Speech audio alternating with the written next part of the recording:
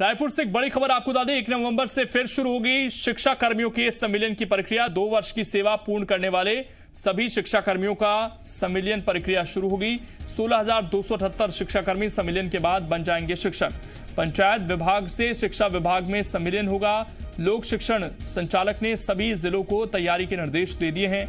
भूपेश बघेल सरकार ने यह फैसला लिया था। 2 साल या उससे ज्यादा की सेवा पूरी कर चुके शिक्षा कर्मियों के संविलियन का फैसला है और ये बहुत बड़ी खबर तमाम लोगों के लिए है जो इंतजार कर रहे थे। और संख्या इनकी 16,278 है और इससे जो शिक्षकों की कमी है वो भी कम होगी। 1 नवंबर से फिर से शुरू हो जाएगी शिक्षा कर्मियों के संविलियन की प्रक्रिया। 2 वर्ष की सेवा जो लोग पूरी कर चुके हैं उनका संविलियन होगा। 16,278 शिक्षा कर्मी संविलियन के बाद शिक्षक बन जाएंगे। सत्य प्रकाश हमारे संवाददाता इस वक्त जुड़ गए हैं ज्यादा जानकारी के साथ। सत्य प्रकाश, बहुत बड़ी खबर उन लोगों के लिए जो लगातार इंतजार कर रहे थे कि कब उन्हें शिक्षक बनने का पूरी तरीके से मौका मिल जाएगा। ये प्रक्रिया कब से शुरू हो रही है, अब क्या प्रोसेस इसका रखा गया है?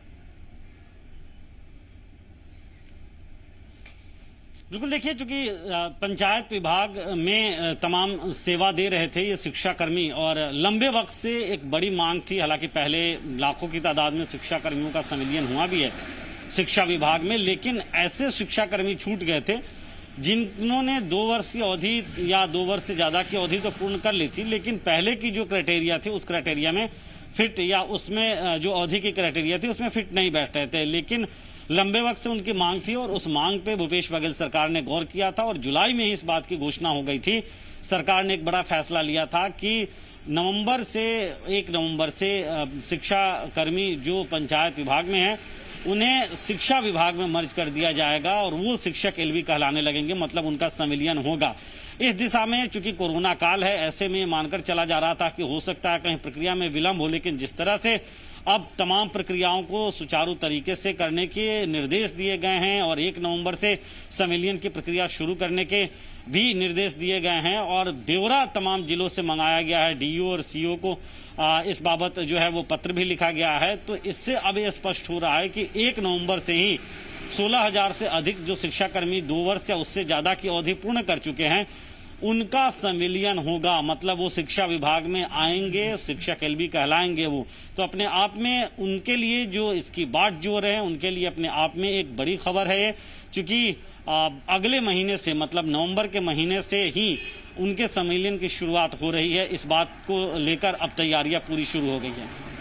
और इसका अगर हम फायदा देखें बड़े स्तर पर तो जो कई इलाकों में हमने देखा है शिक्षा कर्मियों की कमी रहती है, क्या इससे जब ये प्रॉपर शिक्षक बन जाएंगे, इनकी जिम्मेदारियां बढ़ जाएंगी, तो क्या वो जो दबाव रहता है अन्य शिक्षकों पर वो भी कुछ हद तक दूर हो पाएगा?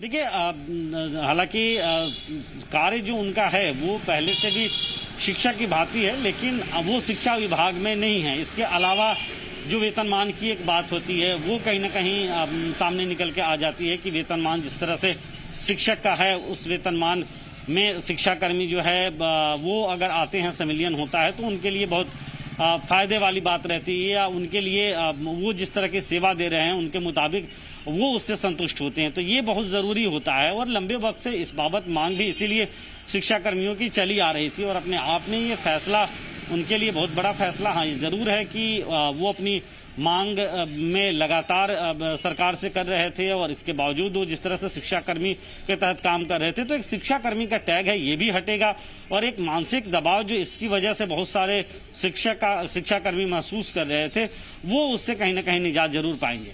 शुक्रिया सत्यप्रकाश आपका जुड़ने के लिए और जानकारी देने के लिए। तो ये बड़ा फैसला जो सरकार लेने जा रही है।